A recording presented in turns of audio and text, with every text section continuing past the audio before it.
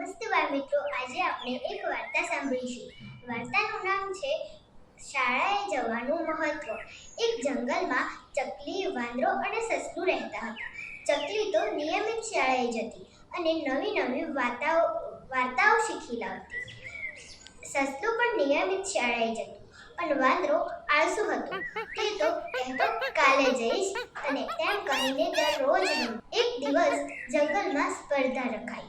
સૌથી સમજદાર પ્રાણી કોણ? પછી ચકલીએ અને સસલાએ તો સરળતાથી બધા પ્રશ્નોના જવાબ આપી દીધા, પરંતુ વાંદરો તો એક પણ પ્રશ્નનો જવાબ આપી શક્યો નહીં. ત્યારથી તેને સમજાઈ ગયું કે શાળાએ નિયમિત જવું ખૂબ જ જરૂરી છે.